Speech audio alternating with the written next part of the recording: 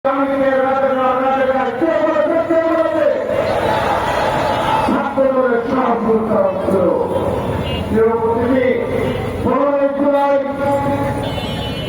বিশ্ববিদ্যালয় সহ বাংলাদেশের অধিকাংশ শিক্ষা প্রতিষ্ঠানে সন্ত্রাসী ছাত্রলীগ যে পরবর্তীতে হামলা করেছিল, আমাদের নারী শিক্ষার্থীদের উপর যে পরবর্তীতে হামলা করেছিল, সেই হামলার প্রতিবাদে বাংলাদেশ জাতীয় দল রুখে দাঁড়িয়েছিল এবং সংঘাত ঢাকা বিশ্ববিদ্যালয়ের সুরক্ষা বিরাজ করেছিল।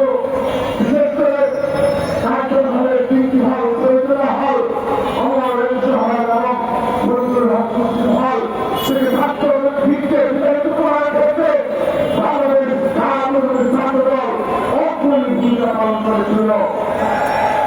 তাই ধারাবাহিকতায় 16 জুলাই 2024 সকাল 11টায় ভয়াবহ পার্টি অফিসে ছাত্রদের পক্ষ থেকে প্রেস মিটিং করি আমরা। সেই প্রেস মিটিংয়ের মাধ্যমে আমরা সাধারণ শিক্ষার্থীকে আহ্বান জানিয়েছিলাম, এই কোটা সংস্কারের মাধ্যমে এই রাষ্ট্রের স্থায়ী কোনো সমাধান হবে না। কারণ আমরা দেখে এসেছি 2014 সালে তুমি হাসিনা পার্টির সামনে যে ওয়াদা করেছিল, কিছুদিনের মাঝে তিনি সেই ওয়াদা ভঙ্গ করেছিলেন। 2015 সাল, 2018 সাল, 2024 সাল প্রতিবারই জাতির সাথে তিনি হাসিনা প্রতারণা করেছিলেন। সেই জন্য 16 জুলাই 2024 আমাদের জাতীয় ছাত্রদের পক্ষ থেকে আমরা আহ্বান জানিয়েছিলাম, পুরা সংস্কারের পাশাপাশি এক দফা কর্মসূচি বাস্তবায়নে সবাইকে রাষ্ট্রপতি আহ্বান জানিয়েছিলাম।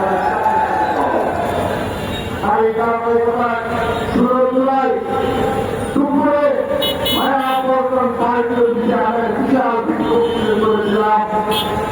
ছাত্রলীগ হামলার প্রতিবাদে সংস্কারের পক্ষে সেদিন পুলিশ এবং আইন শৃঙ্খলা রক্ষাকারী রক্তচক্ষুকে উঠে থাকে মায়াবর্তনের হাজার হাজার ছাত্র দলের নেতা কর্মীরা পুরা সংস্কারের পক্ষে রাজপথে অগ্রণী ভূমিকা পালন করেছিল। তারপর আমরা যখন কর্মসূচি পালন শেষে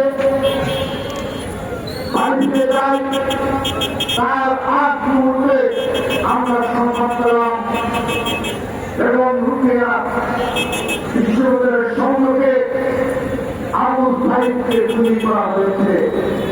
সেই সেখানে সংবাদ পেলাম চট্টগ্রাম কলেজ ছাত্রদলের রাজপথের ছাত্রদলের দীর্ঘদিনের পরিচিত নেতৃত্ব ওয়াসিম আকরামকে গুলি করা হয়েছে। আমরা যখন বিকেলে সংবাদ পেলাম, আমরা যখন এই সংবাদ পেলাম, আমাদেরকে চট্টগ্রাম থেকে জানানো হলো চট্টগ্রাম মহানগর ছাত্রদলের নেতৃত্ব আপনারা বলতে পারেন ওয়াসিমকে এমনভাবে গুলি করা হয়েছে, ওরা সবাই ধরে নিয়েছে। ওয়াসিম শট ডেথ করেছে, শটে মৃত্যুবরণ করেছে। আমরা বললাম তারপর হাসপাতালে নিয়ে যাও, যেভাবে হোক আমাদের রক্তকে বাঁচাতে হবে। সবাই চালিয়েও আমরা আমাদের রক্তকে বাঁচাতে পারিনি।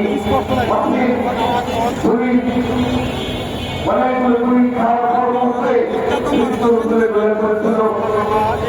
তারপর সেই সাথে সংবাদ পেলাম আবু সাইদও শাহাদাত বরণ করেছে। সেই আবু সাইদ এবং ওয়াসিম আকরামের মৃত্যুর সংবাদ শোনার পর সারা বাংলাদেশের ছাত্র দলের নেতা কর্মীরা প্রতিবাদে বিক্ষোভে ভেঙে পড়েছিল। সংগ্রামে বসেছে। তারপর থেকে বাংলাদেশ জাতীয় ছাত্র দল প্রকাশ্যভাবে এই জুলাই আগস্ট গণঅভ্যুত্থানে বাংলাদেশের প্রতি শিক্ষা প্রতিষ্ঠান এবং প্রতি রাজপথে লড়াইয়ে নেতৃত্ব দিয়েছে। 16 জুলাই থেকে আমরা আন্দোলনের আগ পর্যন্ত প্রতিষ্ঠা করেছি।